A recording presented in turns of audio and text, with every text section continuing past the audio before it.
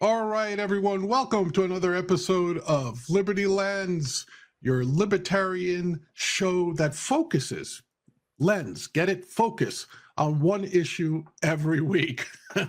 My co-host, rolling his eyes at my hack-like humor, is none other than Mike Termott. Mike, how are you doing this week?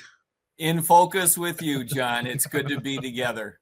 It's good that we can align on my horrible sense of humor and childlike use of metaphors. But that aside, something not childlike and something that does require a lot of thought this week on Liberty Lens is the budget. As libertarians, dare I say, as Americans, perhaps our biggest concern should be how much of our money is government planning on spending?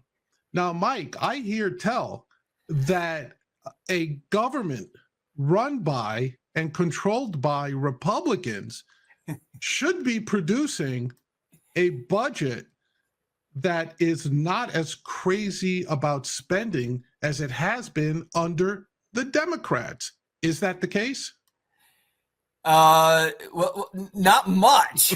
You're right that, this is an adult topic, whether it's childlike or not, may be actually dubious. Look, the Senate has a budget resolution now. The House does as of this morning.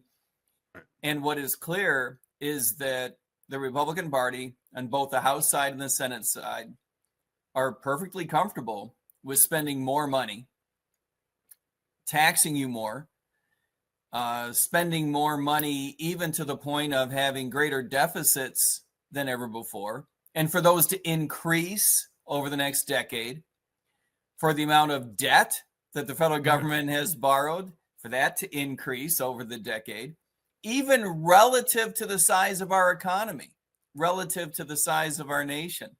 And so if you believe, as I do, and I think a lot of folks do, you don't have to be a libertarian to believe what I'm about to say, which is that we have a debt problem, not just too much, but unsustainably too much. That we have an amount of debt which will continue to increase unless we do some things fundamentally differently until the federal government runs into a problem being able to service that debt, and that could lead to a financial collapse of the federal government and therefore a collapse of our economy. You know, Mike, before we get into the numbers, and being a good Austrian economist, we have a table ready to go. So you let me know when you want me to pop that up. But let me start off with a general question, and I mean, I'm phrasing it sarcastically, but I think a lot of people actually do have this notion, and I want you to address it. What's wrong with debt? Our president has made a fortune manipulating debt. As a businessman, as a smart businessman, Trump has essentially considered debt to be just another financial tool, right? Famously, he lost a lot more than he's ever been worth. He once famously said, I don't care about debt as president because I can always just print out more hundreds to cover the debt. Or it's money we owe to ourselves, and I can forgive money I owe to myself. And you get a lot of these modern monetary theories, you get a lot of these sort of weird mixtures of Keynesianism and MMT or whatever. So just maybe briefly explain to people, why is debt bad? Sure. First of all, modern monetary theory is not modern. It's just this kooky idea that debt doesn't matter and you should pay no attention to it. So if anyone even brings it up, best roll your eyes, get a soda pop, and change the channel. Gotcha. Debt matters because it is owed, and it is owed to real people like you and me and millions of other people. And we are also on the hook for it. There is a difference, of course, between the people who owe it are going to end up paying the taxes to pay it. Our federal government owes it, and the people to whom it is owed, although there are many people who are in both of those pools, right? Right. Plenty of us are taxpayers who hold Treasury securities in our portfolios. But what's really important is that the federal government's currency, fiat currency, about which we're all upset, but the government's fiat currency is so strong because our economy is strong and because the financial position of our government is strong and trustworthy. And if our government faces a financial collapse, if it is unable to meet its obligations at some point, the bond market would absolutely collapse. Treasury securities are the bedrock on which the rest of the securities markets in the United States and around the world, parenthetically, are built. And if those markets collapse, currency markets would collapse, the US dollar would collapse. And let's be honest, the US dollar is the only reserve currency in the world worth a damn. Right. And so it would cause us an immediate and deep depression that would be very difficult to get out of without an effectively operational currency. As much as we would love a competitive market for currencies and for something to challenge the dollar, whether that's Bitcoin or anything else, I would love to see something in second place that would rival the dollar, not only to make the dollar stronger from the competition, but to step in if the dollar should ever collapse. And we just don't have anything in a near second place right now. So it's really important for our government to not just fall apart. You cannot just walk away from $36 trillion of obligation and think that the people that are owed that $36 trillion are going to be okay with it, because they're not. So, and again, I'm not necessarily focusing this on Trump, but when Trump says literally he doesn't care about the debt, really, he doesn't care about it. He's being silly. He's being silly. But the thing that you mentioned that I've always said all along is you don't want the dollar to be removed from its status as the reserve currency for the world. The only one worth a damn in the whole world. Right. It used to be, say, the pound sterling, right? Say 150, 200 years ago, because it was the stability of the British Empire that people felt like, hey, this fiat will be good no matter what happens. It was a hell of a currency through World War I. I would agree with you. And I would say when I entered the currency markets as a young lad in the 90s, prior to the euro, sterling, to your point, was number 2 behind the dollar, pound sterling, right? Yeah. So, and that's gone now, replaced by the euro. So I think most people... And the euro is a distant second. Yeah, it's hot garbage. But the point is that I think a lot of people, when they talk about debt and they talk about let's slash this and let's slash that, while good, or in the opposite case, while people say, I don't care about the debt. As long as, we got those printing presses going, they don't take that into account. The fact that the rest of the world, all of commerce, all of trade relies on the dollar and the ability of the U.S. government to meet its obligations. And you don't create value by printing money. Everyone in your audience knows that. And so printing money just creates inflation, and worse, arguably, the expectation of more inflation in the future, which is valuing every dollar that you print and every dollar that you ever did print, and will eventually undermine your economy altogether and undermine, therefore, your ability to service that debt. So there is no way out other than reducing that debt, at the very least, relative to the size of the economy. I believe that we need to reduce the amount of debt, full stop, period. But at the very least, as a proportion of our economy, we need to decrease it. Yeah, and that makes sense to me. All right. Do you want me to bring up the budget resolution? Sure. What the heck? Let's get into some numbers. I think people, you don't have to be a power nerd to enjoy this table. And a good-looking table it is. I agree. Look, as a little bit of quick background, the Senate did enact enact is the wrong word. It did resolve its budget goals last week. And these numbers are from that Senate budget resolution. The House of Representatives finally came to a budget resolution this morning. The two have to come to some agreement. They will go into conference and negotiate the differences between the two, which are not huge right now. As much as anything, they're procedural differences that they need to negotiate their way through. They will come to an agreement, And then the House and the Senate need to both pass over again a budget resolution that is common to the two of them. And then the individual committees in the House and the Senate can get to work at coming up with the detail to flesh out what is this resolution, which is merely the structural bones of what a budget would be. And assuming they get all the way through that, they will have to, in that we call the reconciliation process. Once they get through all that, they have to come to an agreement again. They have to pass a common budget, the two of them, and then that goes to the White House for President Trump to sign. And presumably he will, because his influence is going to be heavy throughout this process. So it's really the White House, the Senate, and the House negotiating their way through it. And hopefully it'll be a relatively smooth process. It will leave Democrats out, unfortunately, or fortunately, depending on how you look at it. To your earlier point, I'm not sure there's a huge enough difference between Republicans and Democrats these days to get all torn up about certain subgroups being left out of the process.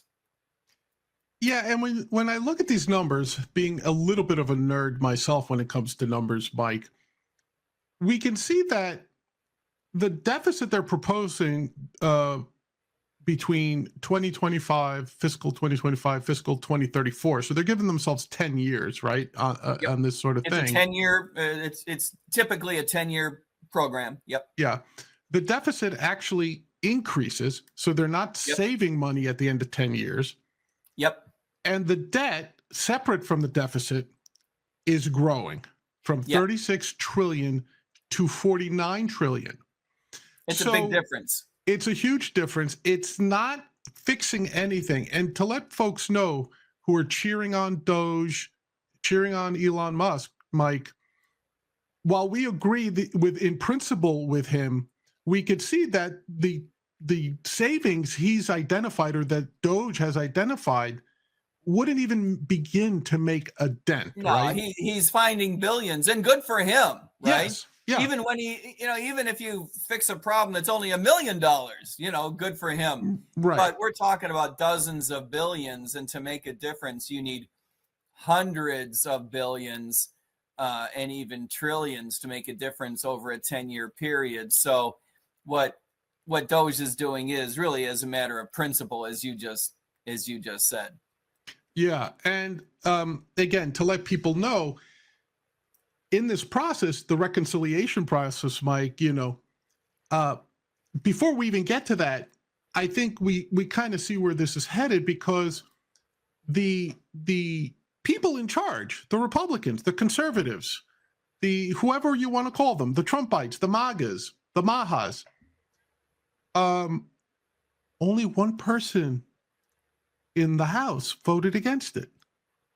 Thomas Massie voted against it in the House. Rand Paul voted against it in the Senate. These are guys that are, I think for the most part, you would consider them libertarians. They're in the Republican Party. They're not in the Libertarian Party, of course. I saw Massie on television yesterday saying, why would I vote for this? It has more spending, more debt. How the savings are going to come in the future. And to be fair, each of the resolutions does say that there will be spending cuts, but the spending cuts are not enough to offset the natural growth in these programs, particularly in entitlements that have a mind of their own. They grow on their own. That's why they're called entitlements, because it doesn't take the Senate and the House and the White House to agree to pay these amounts of money from one year to the next. People are courts have said people are entitled to these payments. And so unless laws are enacted to step down the obligations of the federal government, these entitlements are going to continue to grow. So even though there are cuts, we're going to put that graph back up in a minute, but sure. Even though there are cuts proposed, yet to be articulated, yet to be fleshed out, yet to be specified, they are not enough. We already know they are not enough to offset the growth rates in entitlements and in other programs. So we're headed to a very bad place. Good for Massey for pointing it out. Good for Massey for pointing it out, but already feeling the wrath of his own party. When you see the reactions, it's stunning to me that we're not even past the first 100 days of the new Trump/MAGA administration, and the one guy who says, "Hey, the thing we ran on, we're not delivering. We're not even close to delivering." And Mike, I think this is where I see hypocrisy is an overused term, so I don't know if I want to use it, or say cognitive dissonance in this case, right? At least frustration.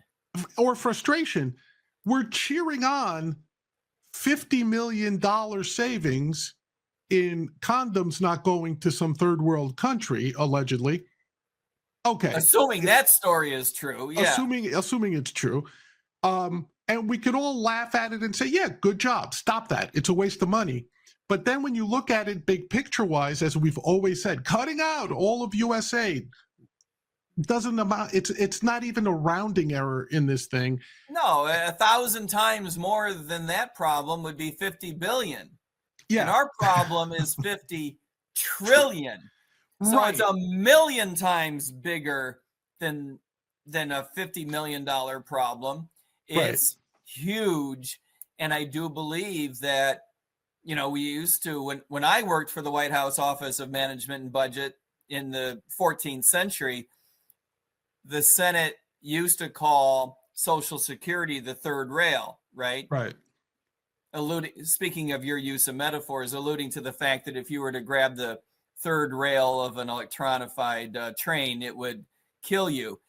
These days, I think a lot of politicians agree with that, and it's too bad. But entitlements are most of the spending of the United States federal government. Right. They are the driver of the growth. They are the reason why the federal government is going to go bankrupt. And so you're going to have to decide.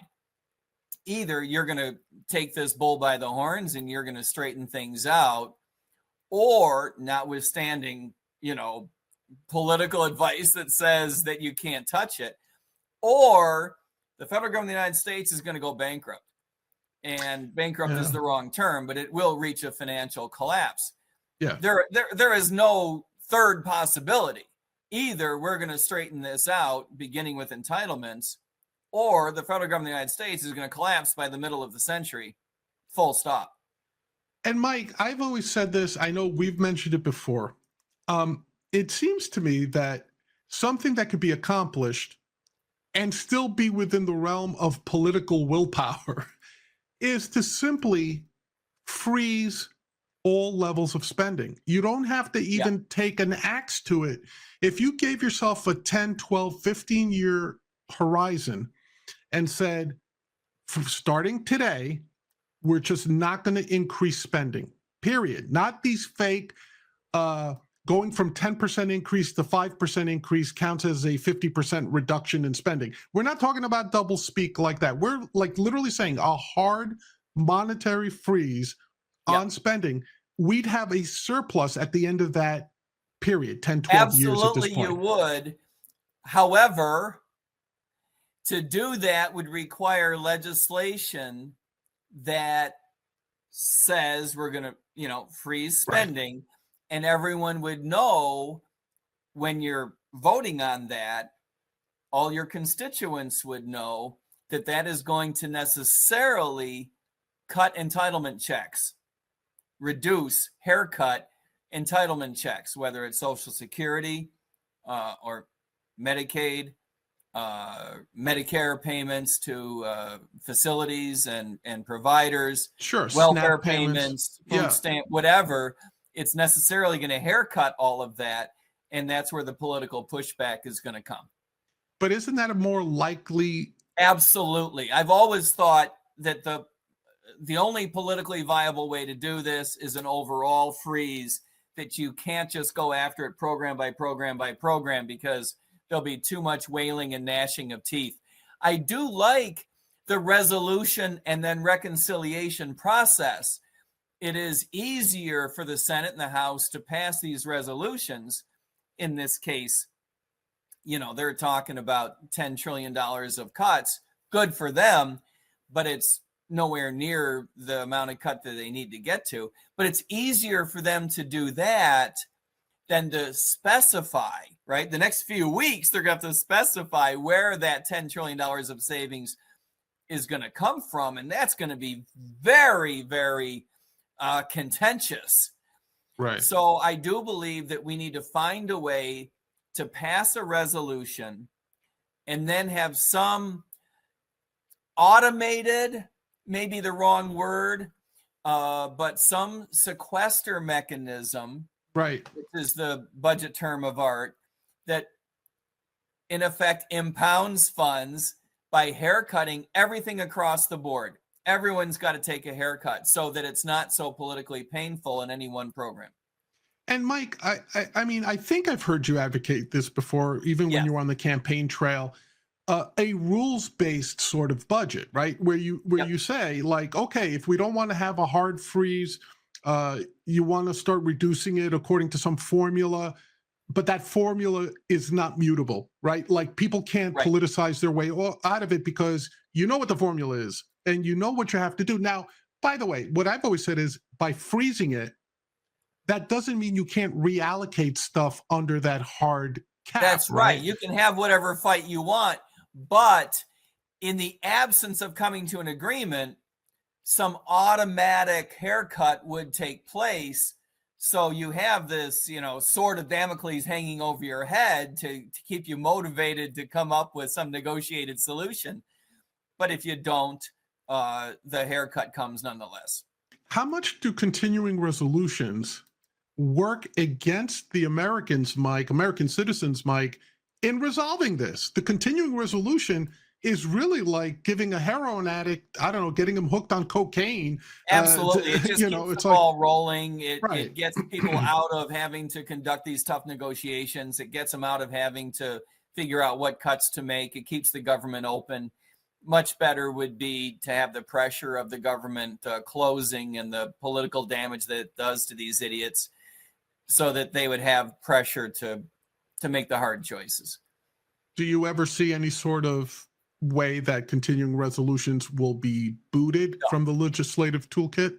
No, I don't. I continue to believe that, just like you were saying earlier, the only way to go at this is an umbrella agreement, that everything is going to get cut by some common percentage if we don't come to a more refined, more articulated, longer-term negotiated solution, and force the politicians to live with that if they can't get along and come up with something smarter.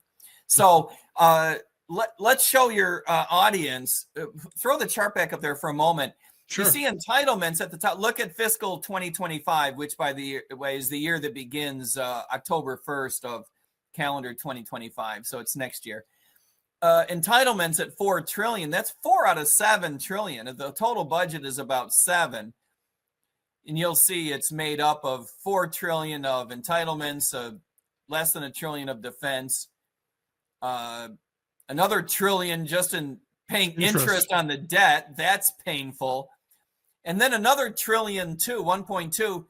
Everything else added up. Think about that. And that comes to about 7.1. And then they say they're going to get $1 trillion, $1.0 trillion of savings that they haven't figured out yet, to bring it down to 6.1. And they're talking about revenue of 5.2, mostly income tax, but other things too. So they're proposing that the deficit will be about 0.9 trillion, expanding to 1.7 trillion over the 10-year period. All that is assuming that the Trump previous era 2017 tax cuts do get extended. I think most people expect that that will be the case. And that's including an extra 300 billion over 10 years for the border, and Yeah. to expand the Navy. And that's what the little note there says. Yeah. Not a huge amount of money per year, but that's something that they're already agreeing to. And Mike, what's interesting, forgive my old man math here, but my quick for fiscal 25 is, what am I looking at? Roughly 86% goes to entitlements, defense, and interest. Yeah. Literally 14%, about a seventh, right? So about 14% covers everything else the government everything does. Else. Right. So, you know, negotiate all you want on that. You're not making headway unless you make a significant change to defense. I do believe that we can save serious amounts in defense by being smarter. We're talking about increasing from something like 290 ships today. 296 is a working number. In the long run to 360, people are talking about 370 ships. This is a very expensive way to project power. And of course, projecting power is a very expensive way to conduct foreign policy. I believe that we can save money there. But even if you did, you wouldn't save enough money to resolve your problem, which is largely in entitlements. And you see entitlements expanding there from 4 trillion to 6 trillion, not because we expect there to be so many more poor people in the United States, but we do expect there to be many more old people in the United States, including you and me. By 2034, I do believe that you and I should be pulling out a great deal more money than we're putting in to the Social Security Fund. Sure. And it won't be just you and me. It'll be several million, dozens of millions of our closest friends. And that is the problem. You need to haircut that. You need to start paying people at a later time than 65, right? That's a number that was set up a long, long time ago when people were retiring and then only living a little while before passing away. That's not the way demographics work anymore. The life expectancy when FDR passed it as part of his New Deal, the first retired at 65, the life expectancy of women, which was the longer of the two, was 66. So the expectation on average was that you would be on Social Security for a year after you retired, literally. And think about how many different things are piled into that. First of all, you didn't have so many women in the workforce. So now, not only do you have more women in the workforce, meaning people pulling out a lot of money out of Social Security for a longer period of time, but even the men's life expectancy has gone up by at least another decade. And so instead of, this isn't 80 years versus 70 years. Oh, it's a little bit longer. No, to your point, right? It's going from an expectancy of a couple of years of retirement to going to an expectation of a couple of decades of retirement. Right. So it's really exploded by like a factor of 10. And this is why the entitlement obligation has expanded. Yeah, and I agree with you, because when you and I have looked at numbers all our lives, and I think we instinctively know what's going to make a dent, what's not going to make a dent. And that, I don't know, I'm not speaking for you, Mike. This is Big John's opinion here. That's why I think Doge in some ways is doing a disservice. Follow me here. It's not a disservice in what they're identifying, because yes, waste exists. You and I can hold hands and sing about this all day long. The more you cut, the better off you are. And government is largely inefficient and useless at accomplishing any task. So we're all aligned with Doge on that. But I think it's fooling people into thinking that once Elon cuts all those gall darn Democrats and libtards from the government, the perverts and whatever else they're finding, right? That it's kumbaya, will be great. And the truth of the matter is, that's that part of that other. That's part of that 14% that's other. The 86% will just continue to grow and make things worse. Absolutely. And the way I see it, John, is that the way Doge has gone could be, probably still could be, a great thing, even in this context, if it were used the way that I had suggested in the beginning that I thought it should be used, which is to build up political capital.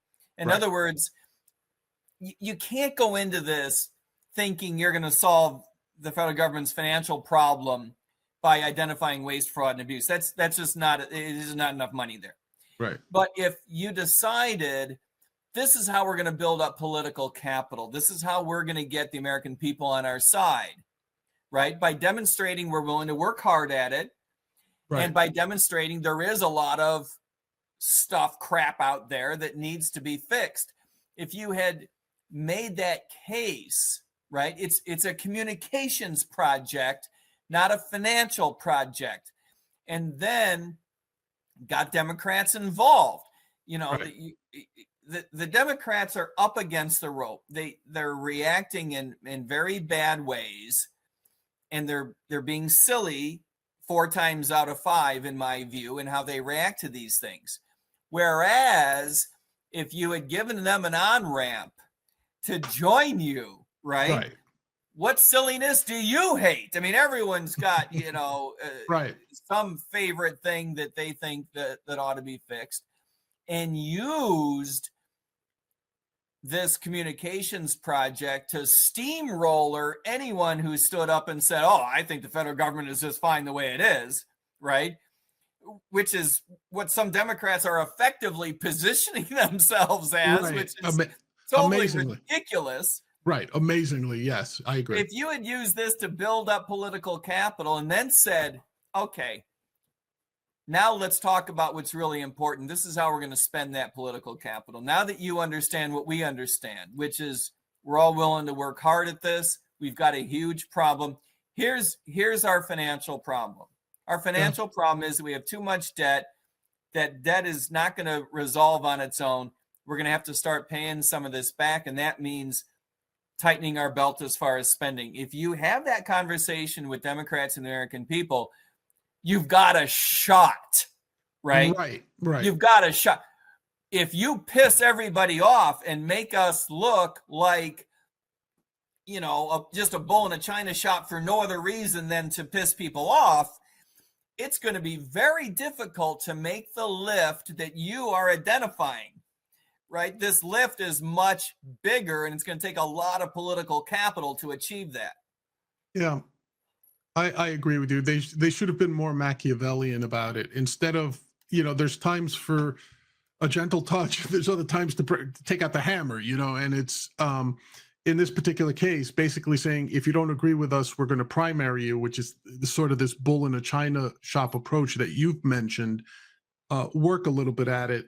The other thing that I would have done is I would have included Democrats in Doge. Yes, but then that eats away at a different political base, and that's where the politics comes in, right? Of course it does, but now is the time you're going to need some of that. Let's put it this way. There is no way you're going to get the American public to swallow entitlement cuts unless you've got a handful of Democrats saying, you know, I guess we got to do what we got to do. Right. You know, you're not going to get Bernie Sanders to be enthusiastic. That's not what I'm talking about. But you need a handful of Democrats to say, oh, I guess the time has come to do the patriotic thing and man, these people have made the case. I've been involved in Doge myself. I've seen what's going on. The numbers make sense. And you carry a dozen. That's all we're talking about. 10. You could probably do it with 8 because you got to get to 60.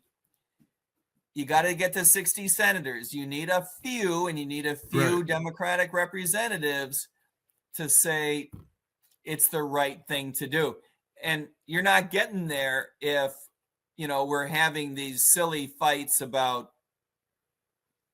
$50 million here and there. Right. Okay. Mike, I want to wrap this up on one question because I think it's important and kind of, okay. They put a budget together. Let's say they did the right thing. They plan it out for 12 years.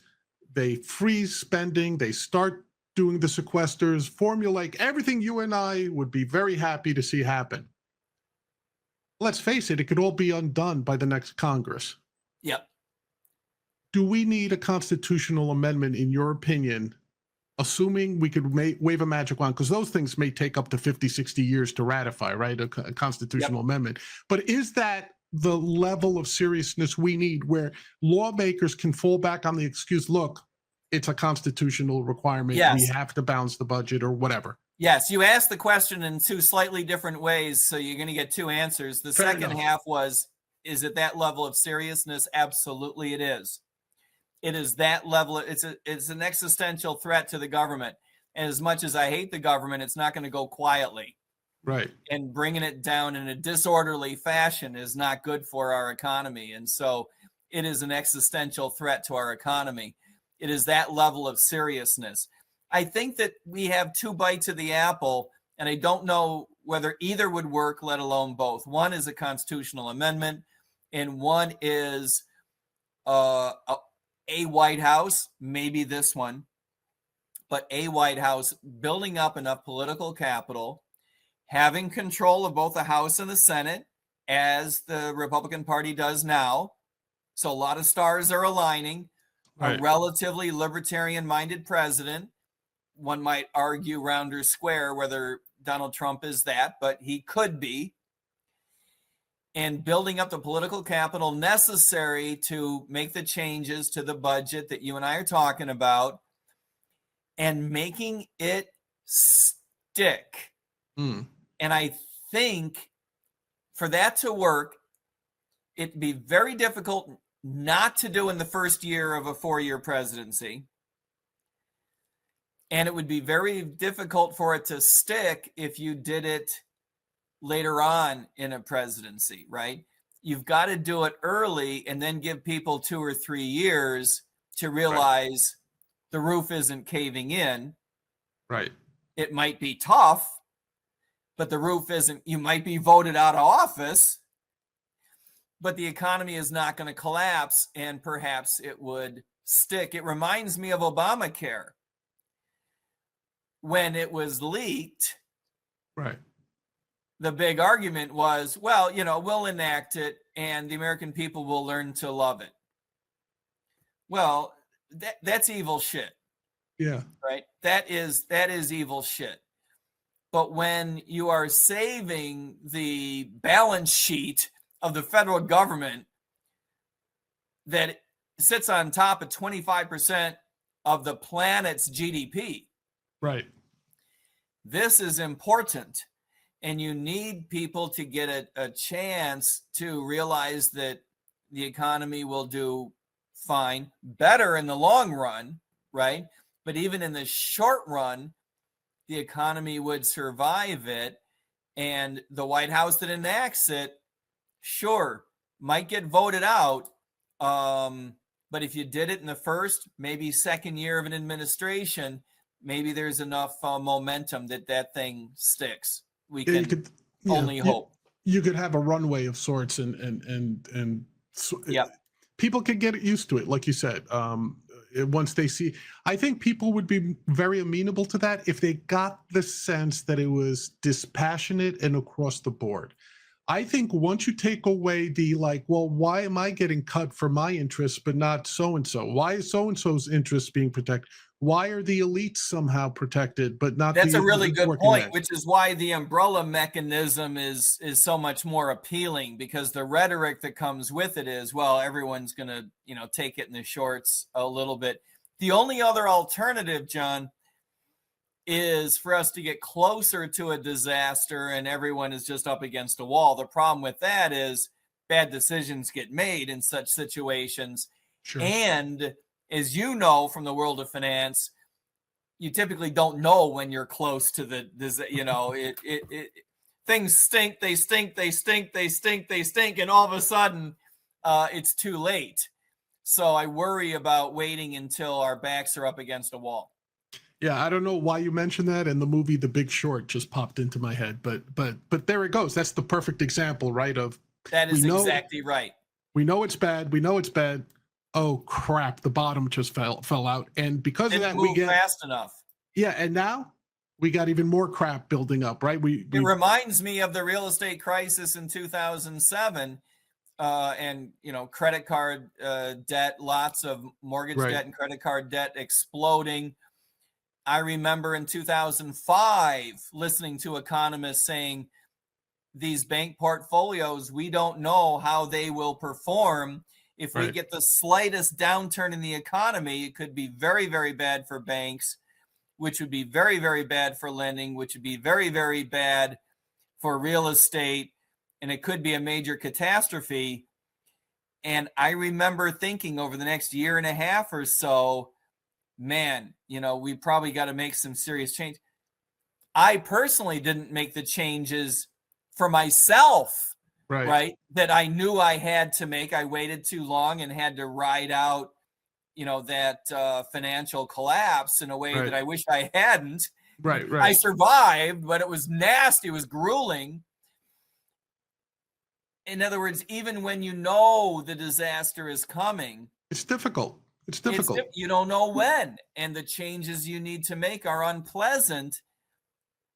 You're right. You're right. And for a lot of people, even the liberals who might occasionally fall across this show, a lot of that was precipitated by what was initially intended by, let's face it, liberals to be a good thing, which was the CRA, the Community Reinvestment Act. It triggered a lot of this, right? The CRA, Fannie Mae, Freddie Mac, with a mandate to increase home ownership, more liberal lending in cards and personal loans, and especially mortgages. Absolutely. We could argue that that was all well intended, but as libertarians, we recognize that this sort of policy had no business imposing itself from the federal government on private sector financial institutions. Agreed 100%. And Mike, I think that might be a good note to end on.